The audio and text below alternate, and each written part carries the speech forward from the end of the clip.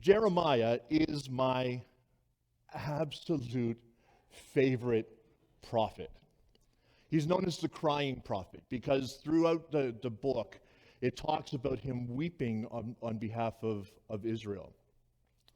And here in this passage that we just heard, we have this, so Jeremiah is given a vision, and he's given a vision of God as a potter.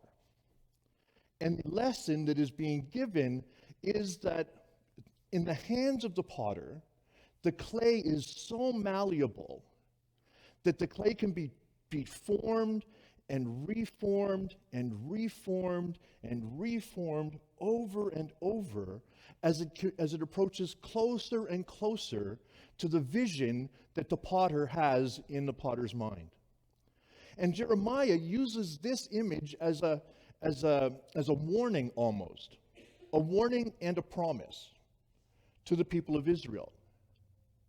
The promise is that if you live in accordance with the vision and the dream and the proclamations of God, that even if calamity was being on the horizon, that God would overcome the calamity on behalf of the people who were living up to that vision. But if the people of Israel or the people of God envisioned that they were being promised something great by God, but lived contradictory to the precepts of God, that expectation of greatness could be turned over quickly.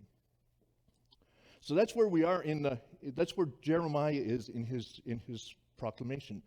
But I want to look at that. So we know about that as a nation. We know about that as a church. We know about that as a group of people. But I want to look at it as a person, individually. So I've had a number of occasions when I've just been able to be in the company of a potter. Some potters, now you see them and they've got like a little, I don't know, lawnmower motor or something that turns the wheel.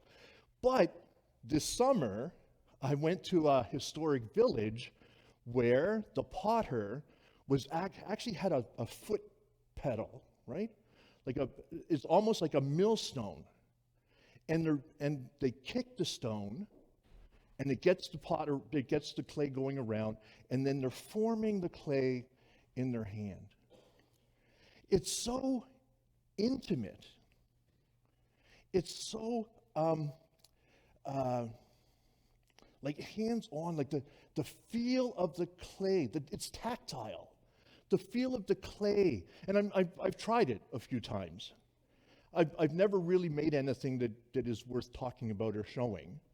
But the experience of having that clay and knowing that just by kneading it and by turning it and by working it, that something incredibly beautiful can be created. And it brings me to mind, and I know I talked about this not very long ago, but I'm going to do it again. It brings me to mind of Genesis 1. And on the sixth day in Genesis 1, God reaches down and takes the clay of the earth into God's hands and forms it, kneads it, works it, breathes on it, opens God's hands, and humanity walks away.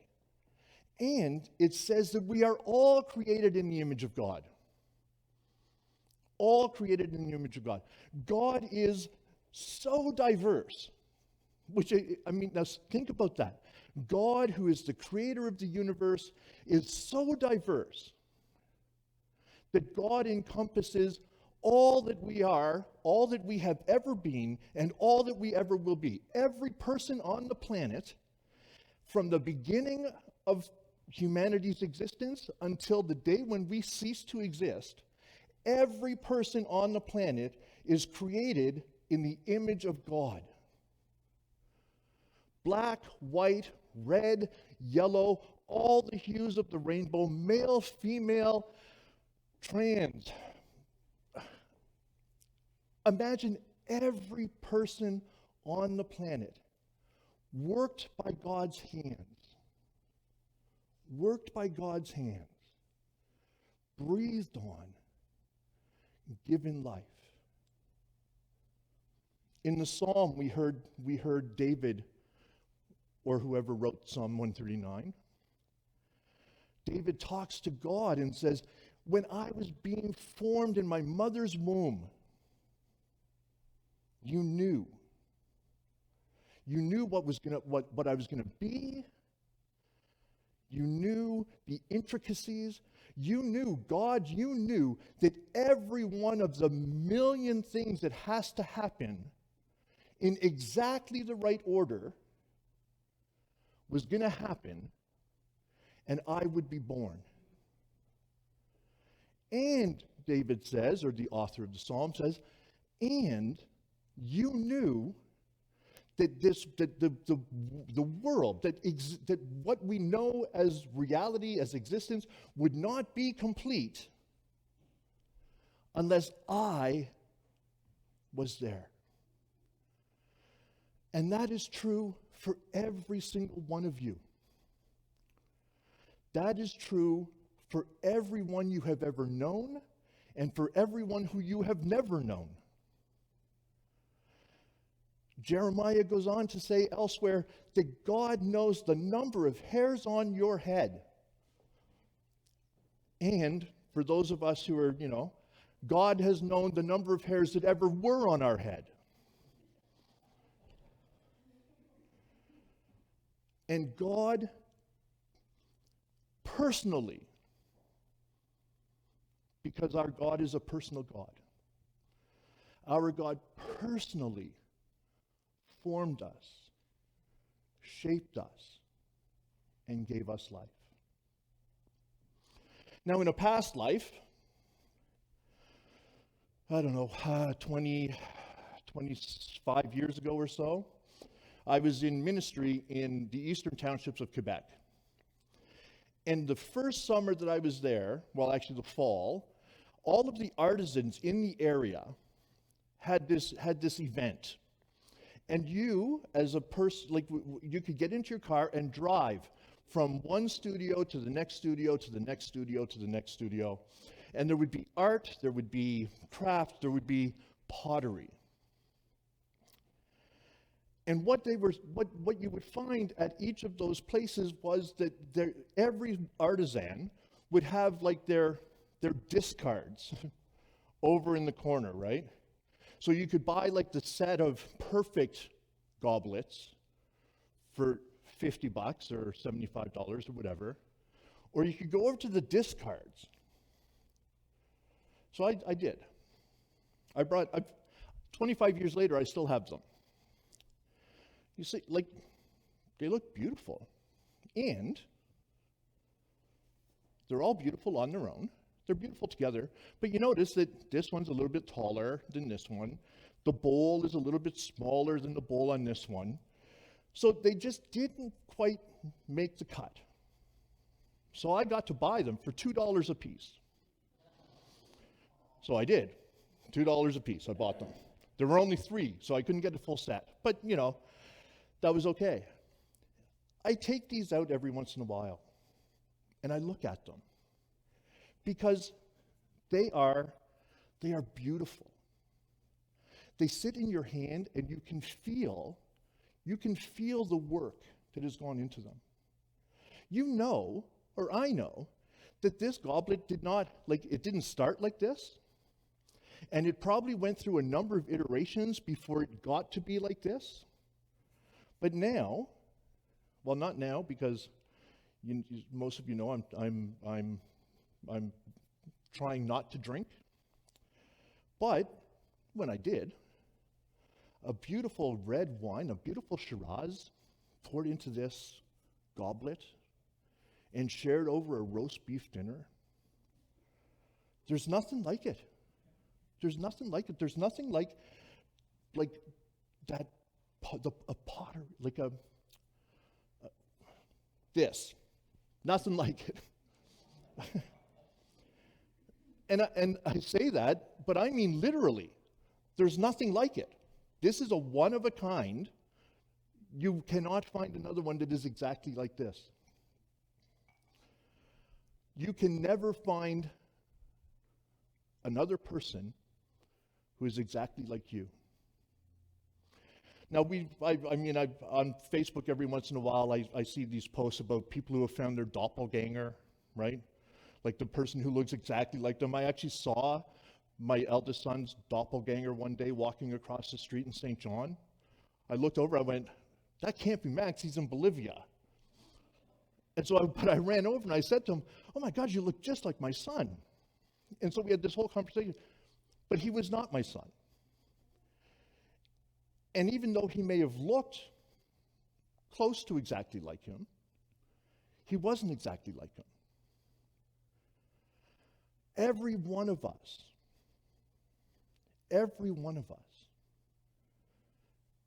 is to God as this goblet was to the potter. An act of love, an act of creation. Unique. But unlike the potter that saw this goblet and said, you know, it doesn't belong over there with the perfect ones.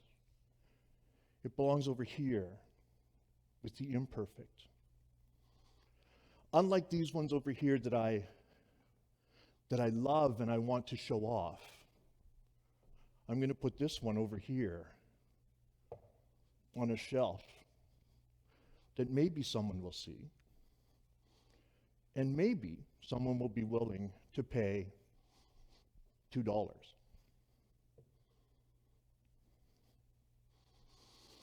But as I preached a couple of months ago, I think, God actually sees us for exactly who and what we are. We are, every single one of us, imperfect. Every single one of us is flawed. But unlike those who, every once in a while come across my Facebook page and say, how dare we as a church or as a faith community tell people they're flawed? How dare we do that? How dare we tell them that they are not perfect in and of themselves? How dare we tell them that they can't live this life on their own? We actually see that as a strength. We see that as God's grace. That God sees us for everything that we are. The great stuff and the stuff that, someone said, I read somewhere that every one of us has a chapter in our lives that we don't want to read and we don't want to share. But God knows that chapter in our life. And God still invites us to the table. God still tells us that God loves us. And God takes us off of the shelf that is for $2 on sale, and God puts us right over here on the one that says priceless. Priceless. And here's the good news, is we are graced to know that.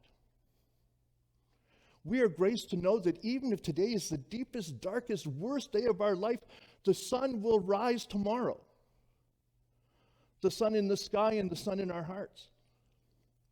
The sun will rise tomorrow. And with the rising of the sun, we are redeemed.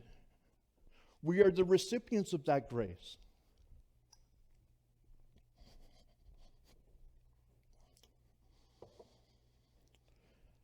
And now we get to go outside of these doors and share that good news with a whole lot of people who have lived their lives on the $2 shelf. We get to go to them on that $2 shelf and say, you belong on the table of the King because you are a vessel shaped by the hand of God and worthy to carry the finest of wine. And when we share that message, not only do we move one person from that $2 shelf. Not only do we remove one person from that $2 shelf, but every person whose lives they touch will know the truth of the gospel and the glory of God. Thanks be to God.